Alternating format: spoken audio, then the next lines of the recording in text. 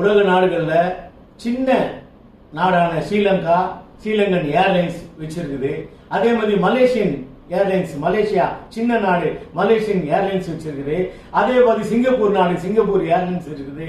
ஆனா இவ்வளவு பெரிய 140 கோடிக்கு மேல மக்கள் தொகை இருக்கக்கூடிய மிகப்பெரிய நாட்டில் ஏர்லைன்ஸ் என்பது இல்லை. சொந்தமாக விமான சேவை இல்லாத நாடாக நாம் இருக்கிறோம்ன்றத ஒரு அவல நிலைமைக்கு தள்ளப்பட்டோம்.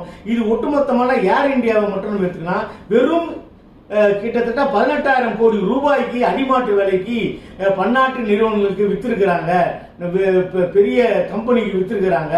அதே மாதிரி ஆனா ஒரு தனிநபர், மோடி என்கின்ற தனிநபர், அவர் பயணம் மேற்கொள்வதற்கு 8,000 கோடி ரூபாய் மதிப்புள்ள ஒரு விமானத்தை ரெடி பண்ணியிருக்கிறாங்க. இது மோசமான நிலைமைக்கு நாடு போய்கொண்டிருக்கின்றது. சொந்தமான ஏர்லைன்ஸ் விமானம் கூட இல்லை.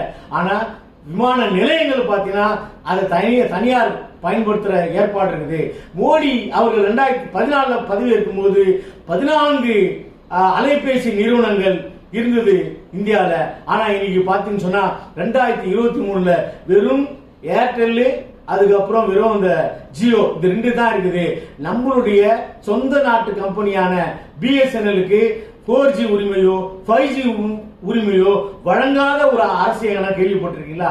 இப்படிப்பட்ட மத்திய அரசுடைய தவறான பொருளாதார கொள்கையால நாடு மிகப்பெரிய பொருளாதார வீழ்ச்சி ஏற்படக்கூடிய நிலைமைக்கு இருக்குது. இதை எதிர்ப்பதற்கு, இதை முறியடிப்பதற்கு நாம் இந்தியா கூட்டணியை ஆதரித்து நாம் பொருளாதாரமும் நம்முடைய பொதுத்துறை நிறுவனங்களும் அதனுடைய வளர்ச்சியை நோக்கி பயணிப்பதற்கு கிறிஸ்தவ மக்கள் சார்பில் இந்தியா கூட்டணி வெற்றி பெற வேண்டும் என்கின்ற வேண்டுகோளை மக்கள் மத்தியில் கொண்டு சென்றிருக்கின்றோம்.